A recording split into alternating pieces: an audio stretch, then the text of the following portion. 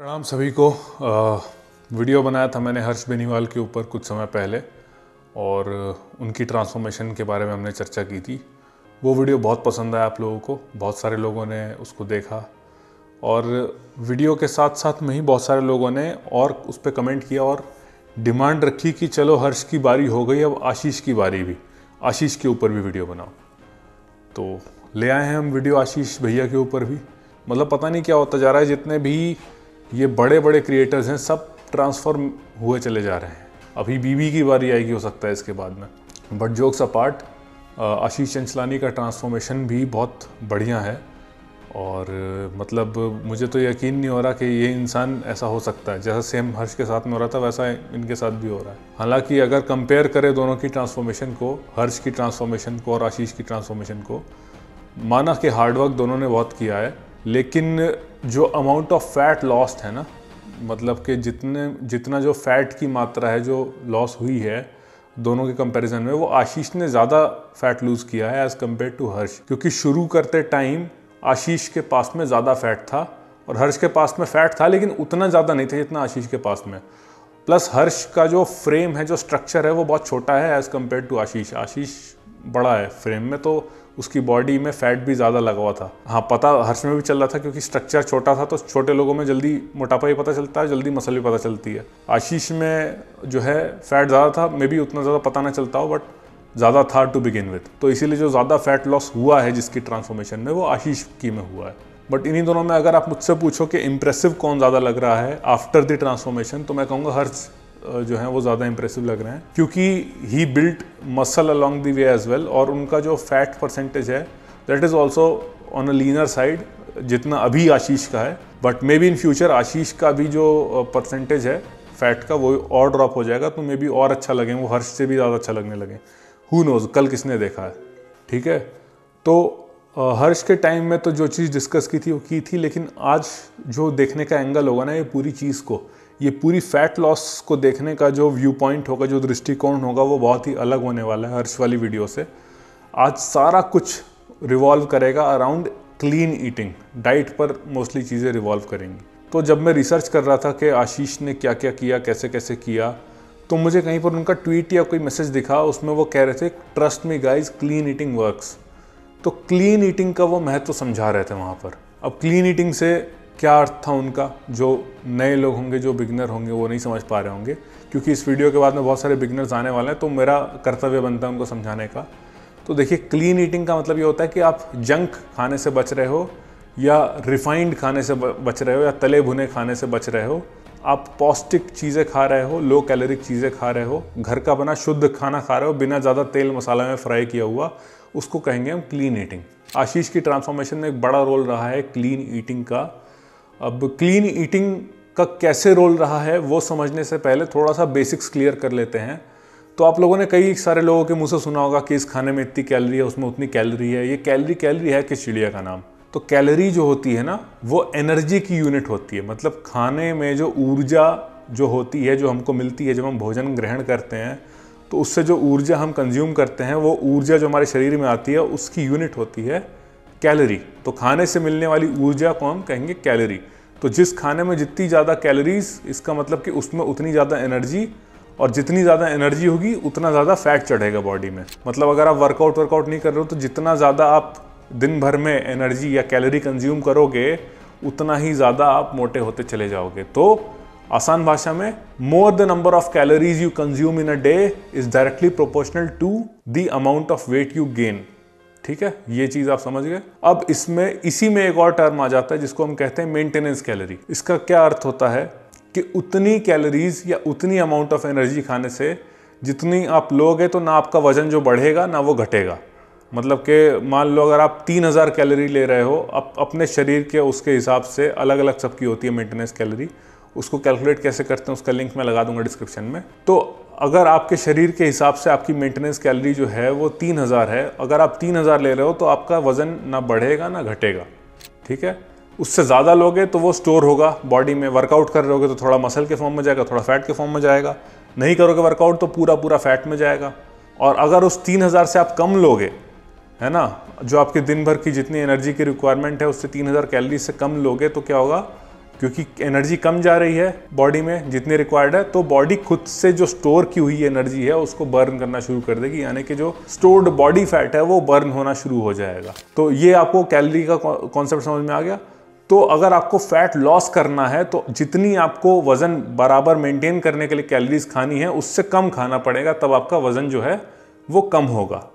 Clear? इसी चीज को हम प्यार से कहते हैं कैलोरी डेफिसिट भी। तो अभी जो इंसान क्लीन ईट कर रहा है, जो क्लीन खाना खा रहा है, जो जंक नहीं खा रहा है, तला भुना नहीं खा रहा है, उसके खाने में उतनी एनर्जी जाएगी ही नहीं, चाहे वो कितनी कोशिश क्यों ना कर ले। मतलब क्लीन खाना अगर आदमी खा रहा है, कैलोरी डेंस खाना नहीं खा रहा है, ऐसे खाने नहीं खा रहा है जिसमें बहुत ज़्यादा कैलोरीज होती हैं, तो ऑटोमेटिकली वो जो है अपने मेंटेनेंस के पास रह गया, उससे नीचे चला जाएगा। वो जी भर के खा भी ले तो भी उतना ज़्यादा ऊपर नहीं जा पाएगा अपने मेंटेनेंस के। तो जो एक्सट्रीम मोटापे वाली केस होती है ना लोगों की, वो कोई भी इंसान जो है क्लीन खा करके उस एक्सट्रीम मोटापे वाले केस में ज़िंदगी में कभी नहीं पहुंच सकता, है ना। अभी इसके पीछे का क्या लॉजिक है ये भी समझ लेते हैं। जैसे कि दो लोगों को कंपेयर करते हैं, है ना, एक है संता, एक है बंता। अब ये संता जो है ये क्या खा रहा है? ये खा रहा है 220 ग्राम का क्लीन फूड आइटम, उसमें उसको मिल रही है कितनी कैलोरीज? 330 कैलोरीज। और बंता जो है वो 220 ग्राम जंक खा रहा है, उसमें उसको कितनी कैलोरीज मिल रही है? उसको मिल रही है 650 कैलोरीज। अंतर देख रहे हो आप दोनों में कितना है? मतलब अमाउंट ऑफ फूड सेम है, दोनों 220 ग्राम ही खा रहे हैं, बट एक खाना जो है वो कम ऊर्जा लेकर आ रहा है अपने साथ और एक बहुत ज्यादा ऊर्जा लेकर आ रहा है। तो वो खाना जो बहुत ज्यादा ऊर्जा लेके आ रहा है पेट बराबर भरेगा, लेकिन जीभ के स्वाद के चक्कर में वो जितनी ऊर्जा लेके आ रहा है वो एक्स्ट्रा ऊर्जा जाएगी कहाँ? अगर आप मेहनत नहीं करोगे, वर्कआउट नहीं करोगे, तो वो सारी आपके शरीर में स्टोर होगी। Getting it? अब संता जो है इसने 220 ग्राम में सिर्फ 330 कैलोरी की मील कैसे बनाई? क्योंकि संता समझदार है, संता यूज कर रहा है ग्रीन वेजिटेबल्स का। फॉर एग्जाम्पल हम ले लेते हैं, संता ने ली 100 ग्राम गोभी। 100 ग्राम गोभी में कितनी कैलोरी होती है? 30 कैलोरी के आसपास होती है। उसने फिर लिए 50 ग्राम प्याज उसमें मिलाए काट करके, 50 ग्राम प्याज में हुई आपकी 15 कैलोरी। फिर उसने ली उसमें साथ में 20 ग्राम पत्ता गोभी भी डाल दी, वो हो गई आपकी 5 कैलोरी के आसपास। फिर उसने कहा कि लाओ स्वाद के लिए थोड़ा 50 ग्राम पनीर भी डाल देते हैं, जो 120-130 कैलोरी के आसपास आया। और इन सबको मिला करके फ्राई करने के लिए उसने लिए 1 चम्मच घी, और ऊपर से मसाला अपनी इच्छा अनुसार डाल लिया। मसालों में कैलोरीज होती नहीं है, निग्लिजिबल होती है, तो उसको फ्राई करके उसने खा लिया। मस्त उसकी मील हो गई 330 कैलोरीज में। घी में आपकी होगी 100-150 कैलोरी 1 चम्मच में। तो संता समझदार आदमी है ना। और इसी में वो थोड़ा सा चावल और ऐड कर लेगा, थोड़ा कैलोरी ऊपर जाएगा, तो पूरा भर पेट मील हो जाएगी उसकी 500 कैलोरी की। लगभग 500 कैलोरी में पूरा यहाँ तक पेट भर जाएगा उसका। एक अच्छी लो कैलोरिक मील इसको कहेंगे, जो आपका पेट भी भर दे। वहीं बनता जो है उसने 220 ग्राम पिज्जा लिया, इतना सा 220 ग्राम छोटा सा पिज्जा, वजन दोनों का सेम है, लेकिन इसका वॉल्यूम ज्यादा है तो पेट जल्दी भर गया, इसका वॉल्यूम इतना सा है तो खा गया, वो खा गया। अब भूख और लगी, पेट भरा नहीं इतने में, और खाएगा 2-3 पिज्जा खा गया, 2-3 पिज्जा खा गया, तो एक में 600 थी, 3 पिज्जा में कितना हो गई? 1800-1500 कैलोरी उसको ऐसे ही मिल गई ना। देखो क्या डिफरेंस है। इसीलिए आशीष ने जो क्लीन ईटिंग की, इसका बहुत बड़ा रोल रहा, क्योंकि ये क्लीन ईटिंग जो थी, इसने जो शरीर की डेली की रिक्वायरमेंट थी एनर्जी की, उससे ऊपर जाने ही नहीं दिया। भाई आप क्लीन क्या क्या खा लोगे, कितना कितना खा लोगे?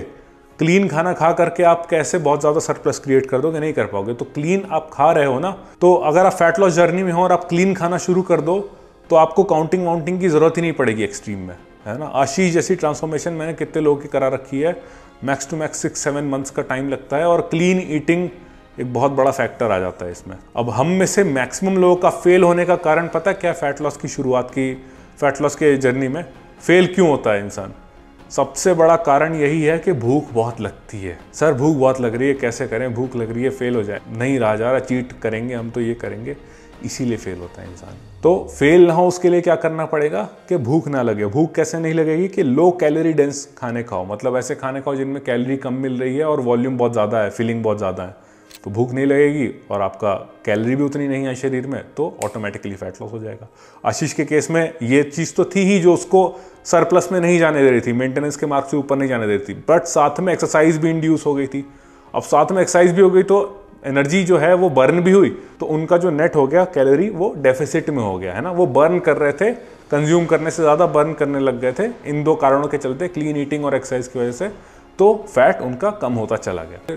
किसी ने इनसे पूछा कि वर्कआउट जो है वो कैसे था, तो इन्होंने बताया कि 4 घंटा intense resistance training till failure ये किया करते थे। हाँ, ये मेहनत बहुत कर रहे होंगे, थक बहुत ज़्यादा रहे होंगे 4 घंटों में, बट 4 घंटों तक intense training, resistance training failure तक करना कोई नॉर्मल इंसान इसको नहीं कर सकता। नॉर्मल इंसान क्या करना, मतलब कि एक नेचुरल इंसान, वो इंसान जो एक्सटर्नली हार्मोन्स या स्टेरॉइड्स पर डिपेंडेंट नहीं है, वो इसको नहीं कर सकता। बहुत कठिन है उसके लिए, है ना। एक नॉर्मल आदमी, नेचुरल आदमी 40 मिनट तक खुद को पुश करे ना, तो उसके लिए बहुत होता है। ये करने के लिए या तो आपको बार बार प्री वर्कआउट पर डिपेंडेंट रहना पड़ेगा, या आपको बिल्कुल खाली रहना पड़ेगा। ये तब हो सकता है जब आप दिन भर कुछ ना करो, सिर्फ यही करो। तो आई हाईली डाउट कि ऐसा होगा। इन्होंने ऐसे लिख दिया होगा, मे बी थक रहे होंगे, but resistance training till failure, this is not possible. अगर आप इतना ज़्यादा रेजिस्टेंस ट्रेनिंग करोगे, वो भी डेली, तो आपकी बॉडी में बहुत ज़्यादा इन्फ्लामेशन होगा, और इन्फ्लामेशन रिकवरी का दुश्मन है। तो जो ऐसे लोग हैं जिनको रिकवरी में प्रॉब्लम आ रही है, उनके लिए एक और सप्लीमेंट है। आप लोग जो है ओमेगा 3 को ऐड कर सकते हो अपनी डाइट में, कोई अच्छे ब्रांड का। ये प्रेथफिट का है, ट्राइग्लिसराइड फॉर्म में है, तो ये आपको हेल्प करेगा। इन्फ्लामेशन रिड्यूस होगी तो आपकी रिकवरी बेटर होगी, है ना। तो पहली बात तो ऐसी स्टेट में आप आओ ना कि डेली आप इंटेंस रेजिस्टेंस ट्रेनिंग कर रहे हो। अगर कर भी रहे हो तो इन्फ्लामेशन रिड्यूस करने के लिए ये सब डाइट में होना चाहिए। या तो फैटी फिश खाओ, नहीं खा पा रहे हो तो सप्लीमेंटेड। और इन्होंने एक बात और यहाँ पर कही है कि give your self at least a year. यहाँ पर इन्होंने टाइम कितना दिया खुद को, ये तो मुझे नहीं मालूम क्लियरली, बट हाँ, अच्छा खासा टाइम लगा है इनका। 6-8 महीने से ऊपर तो लगे ही होंगे। जैसा मैं रिकॉल कर पा रहा हूँ कि इनकी जो पनीर ग्रोवर वाली वीडियो थी, तब ये अच्छे खासे मोटे थे, तब ट्रांसफॉर्मेशन शुरू नहीं किया था, उसके बाद ही किया। तो मोटा मोटा 1 साल के आसपास लग गया इनको। So the main take away of this video is clean eating and resistance training. इतना बहुत है, चीज़ों को कॉम्प्लिकेट करने की जरूरत नहीं है। फैट लॉस आसान होता है, मसल बिल्डिंग टफ होता है, फैट लॉस आसान होता है ना। इनके जैसे कई ट्रांसफॉर्मेशन हमने किए हुए हैं 6-7 महीने में आराम से। Okay, so that was pretty much it. I hope video अच्छी लगी हो। वीडियो अच्छी लगी हो तो अपने उस दोस्त को शेयर करिए जिसको इसको देखने की ज़रूरत है और जो इससे सीख सकता है। ठीक है, चलिए बाय।